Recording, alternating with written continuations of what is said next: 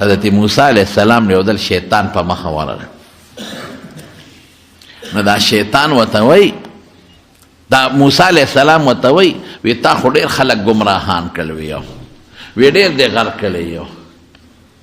وی داسې یو تجربه راته وښایه چې ستا د چال نه پې سړی خلاصېږي داسې خو به تا سره ډېرې تجربې وي داسې شی راته وښایه چې سړی پې ستا د چال نه خلاصېږي هغه به راته ښیې او ورته وایي وی 3 څیزونه ته مجربات ښیم په دې به زما د چال نه خلاصېږي یو دا ده چې کلم د صدقې نیت وکړې نو فورا ورکوه سوچونه مه کوه سبا او بلې ورځې ته او ماښام ته مه ګوره خو چې زړه کې دې راغلل چې صدقه ورکوم فورا ورکوه ځکه چې ته وایې صدقه ورکوم نیت وکړې نو زه دې زړه ته کښېنم چې ګورې مه ورکوه بیا دې زه نه پرېږدم نو ما له به موقع نه راکې شیطان له به موقع نه ورکې فورا به صدقه ورکې نمبر 1 دویم چې کلم الله سره واده وکړې نو زر یې پوره کوه او که نه موقع دې وله ورکړه چې زه سبا به وکړم بل ورځ به وکړم نو بیا مانه نشي بچ کېدی اوس هم ډېر خلک منښتې کوي مونږ ته به اکثر ټلیفون وکړي یا به راشي یاره جي ما منښتي کړې وه که دا دوی مې جوړ کړه نو زه به یو دیګ وریجې پخوم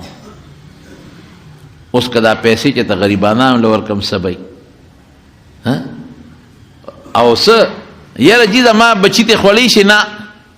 ته ما ښځه ته خوړی شي نه زه ته خوړی شم نه نو که زه پکې 1 کیلو زیاتې پخې کړم ولا شیطاني وسوسې جومات له ورکړم بل شي سړي له ورکړم زه یم منلی څه شی دی دیګ نو په عرف کې دیګ پوره دیږي هغې کې که د کیلو زیات هم کړه 2 کیلو زیات هم کړه مو سره حسابېږي ته ته اوس څه شی خوړی نه ته ستا بچي خوړی شي نه ته ستا ښځه خوړی شي نه مالدار خوړی شي یاره که دا پیسې چاله ورکړم نو دیګ په 8000 پخېږي پیسې به 2000 ورکړې دا ګناه ده چې څه دې ومنلو مقه کوه نو دا شیطان موسی علیه السلام ته وایي چې کله دې خدای سره واده وکړه نو سوچونه به نه کې فورا به هغه پوره کې او درېیمو ته څه وایي دا ډېره خطرناکه ده وی یوې ښځې سره به په کوټه کې پردی ښځې سره یوازې نه کښېنې یوازې به نه کښېنې که هر څومره نیک سړی وي او هر څومره نیکه ښځی او دی یوازې کېناستل نو درېیم پکې زه میاس کېناستې زه بیا نه پرېږدم لازما دا ښځم بربادوم او دا سړی بربادوم یوازې به بلکل نه کښېنې په کوټه کې په کمره کې په کور کې پردی جینۍ سره او پردی ښځې سره یوازې به نه کېږي زما وروڼو ګورې دا پوره فارموله ده ته چې کله ویښ شې ډېر خلک او زړه کېږي چې پاسېد او تهجد مې وکړل خو چې دی کله ویښ شي نو دې دغې وخت کې بس چې څنګه ویښ شې نو بړستن له لته ورکوه فورا پاسه او که ته وایې چې نه ودرېږه پاسم او ودرېږه پاسم او یو 15 منټه پس پاسم او 10 منټه پس پاسم نو دې کې به دله خوب دروستي بیا به سار مونږ هم نه پاتې دشمن له به قطعا موقع نه ورکړي ما ته یو سړي ټلیفون وکړ وایي داسې یو وظیفه نشته وایي چې زه ویښ شم نو پاسېدی نه شم یو وظیفه راته وښایه چې زه ویښ شم چې زه تهجد له پاسم مې د دې خو ډېره ښه وظیفه ده درته به وښیم مې چې کله ویښ شې نو خپې به دواړه راغونډې کې او دواړه خپو باندې به بړستل له ښې مضبوطې برغې لتې ورکې او نیغ به پاسې دا وظیفه شوه نو وی خندل نو مې بله که ته نور وظیفې غواړې والله په دا وظیفه کې دې راپرځئ خبره ته وي وایه وظیفه کوه کوه کوه دې کې به خوب درغلي بیا به اوده کړې او که ته سوچونه مې ګوره دشمن له به موقع نه ورکې لکه په دې لاره تا ته دشمن ناستې ټوپک ورسره دی او تا هغه له موقع ورکې نه چې ته پوه شي چې دا ما اوس وجني دا کافر دی په ما ډس کوي نو چې هغه په ځان پوهېږي نو بېغمې کا او که تا هغه له موقع ورکې نو پرېږدي دې نه نن دلته ناستې سبا راته بل ځای کښېني دا کم دی بیا پرېږدي کافر خو د مسلمان دشمن دقه رنګې شیطان ستا دشمن دی پرېږدي دې نه دله به موقع نه ورکې او چې ویښ شوې بس دی لنډ علاج د خپې به راغونډې کې او دولتې برغې ورکه دې بړستن له او ته نیغ پاسه زه بیا کلک وچوې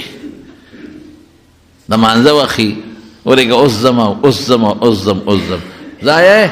مازدیګر سره بیا وکړو مازدیګر شو بیا دا اوس پاسو دا ماښام سره به وکړو ماښام ماسخوتن سره به وکړو ماسخوتن زه بس نن پاتې سبا به که خیر انشاءالله زبر کېږم ښه سبا به تسبیح رالمه مونځونه به شروع کوم چې سبا شي نو بل ورځ به که خیر ځان نه زبرګ جوړوم او تسبیح به رالمه مونځونه به شروع کوم نو په دې کې به درنه وخت تېر شي او ناګهانه ځنکدن به دي شي او دې به درته جنډې وړقوي څنګه مې کړې لاړم دنه د ابو جهل او د رسول الله صلی الله علیه وسلم چې په بدر کې کله جګړه راله نو شیطان د کافرو د یو قوم د مشر په شکل راغی ابو جهل ته ودرېده ورته وی زما قوم را روان دی زه ترې مخکې رالم لوی قوم مې مسله را روان دی دې غر نه پورې غړد ابو جهل خوشحاله و برې ته تو کړ او قوم ته یې وی دا د پلانکي قوم را روان دی هغې خوشحاله شو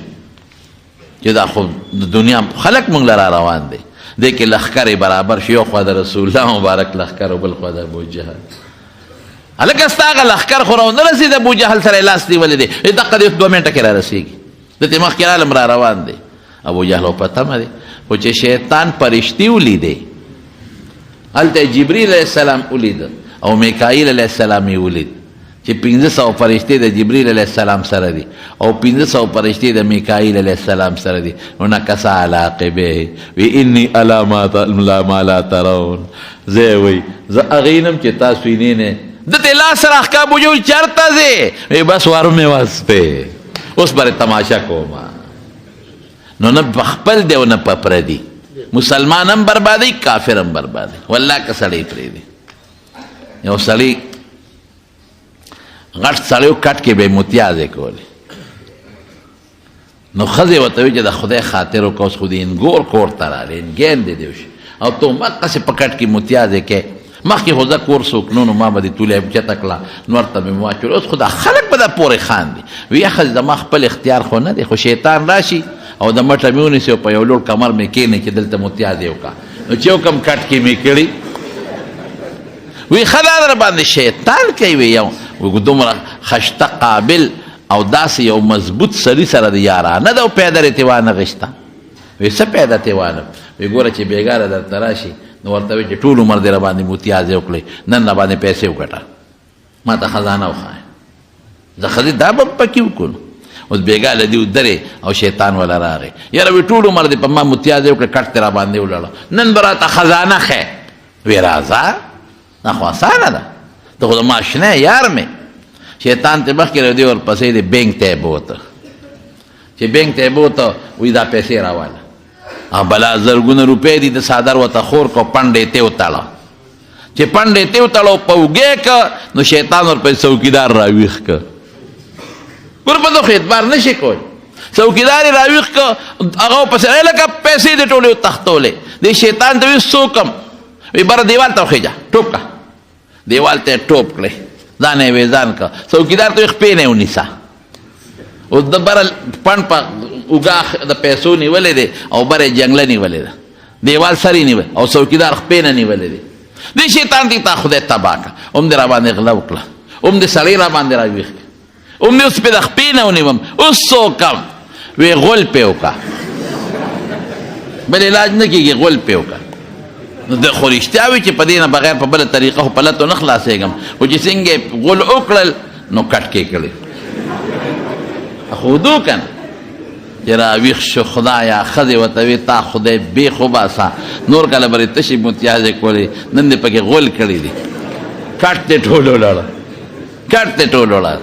نو خو تا راته وې چې شیطان نه خزانه وغواړه نو والله که دې پرېږدي دا ته ګوزه حقیقت وی که دنیا کې زموږ نه غولو نه ویستل په قبر کې رانه وباسي په قیامت کې رانه وباسي ګنې دوزخ خو چته تللی ده د دله چال نه به ځان ساتي پرېږدي دی نه یو سړی د دیوال سوري ته ملاست ودو نو دا شیطان راغی ویړه وی پاسه نو چې پیسو نو دی وتی تا خدای هلاک کا یخ سوري ته ودو نو د خوبه دی پاسو وی ظالمه دا دیوال را غورځېږي اخواشه نو دی اخوا شو چې اخوا شو رښتیا دیوال را پرېوت دی ور منډه کړې خدای را سره خو کا ته څوک یې ته خو نیک سړی زرخره چې دی را پاسولم که دی نه وې را پاسولی او دا دیوال په ما را پروتې وې اوس به مړو خدای را سره خو که پیر صاحب څوک یې؟ وی زه خو پیر صاحب نه یم.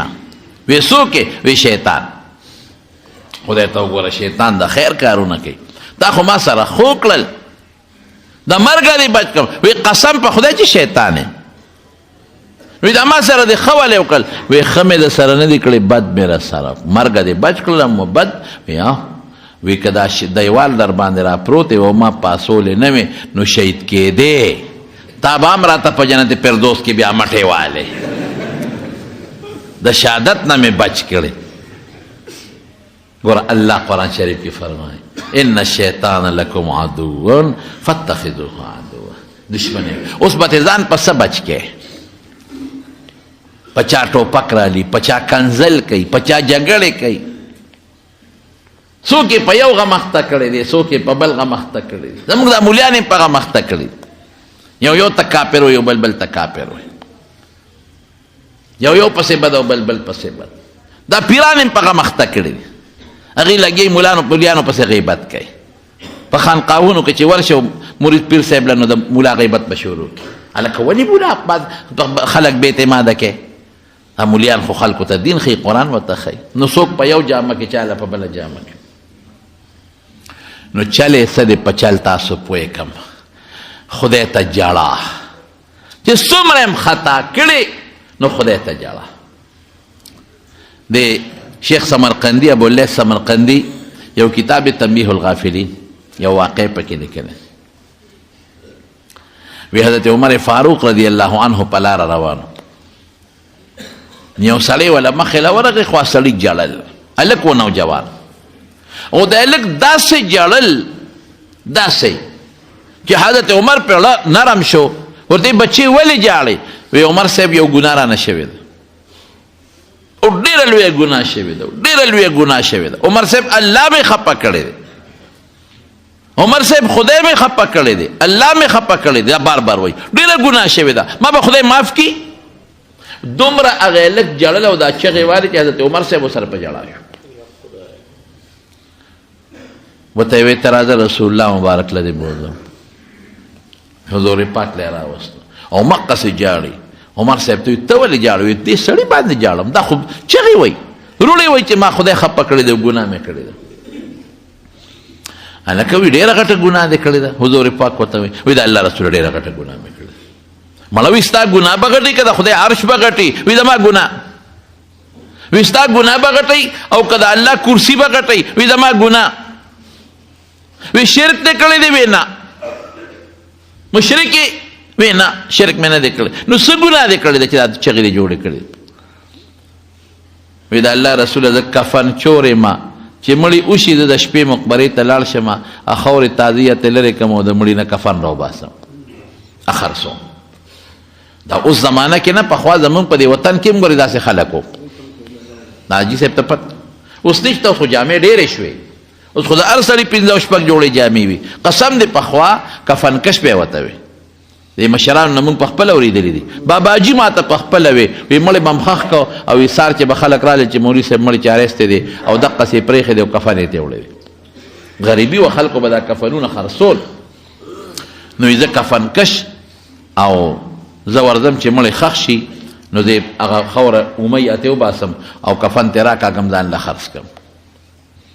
د الله رسوله پرون یو مړی شوی چې خلک لاړل او نیمه شپه شوه، نو زه لاړم او خوره مې ته وویسته او چې کفن مې ترې ایسته هغه جینۍ وه. زما زړه کې هغې ته غلط سوچ راغی. نو ما وی راشه شپه ده او څه رکاوټ نشته، نو ما هغې مړې جینۍ سره ګناه وکړه. کفن مې م ته ویسته او ګناه مې م وکړه. نو چې ګناه مې وکړه نو هغې مړې جینۍ راله اواز راکړه او ما ته وایي چې ظالم ډېر ظلم دی وکړه. د مړو د مردګانو په ډله کې دې رسوا کړم، د مړو د مردګانو په ډله کې دې رسوا کړم. او ظالمه خلک چې د قبر نه پاسي نو پاک به پاسي، او زه چې د قبر نه پاسم نو په جنابت کې به پاسم. دا دې راسره څه وکړل؟ وی بس دا آواز مې واورېد چې د دې جینۍ و که د دې د خولې نه وته که د بل چا نه، خو دا آواز مې واورېده. نو د الله رسول دا جرم مې کړی. او جاړي حضور پاک ورته وي خطا مړي سره جنې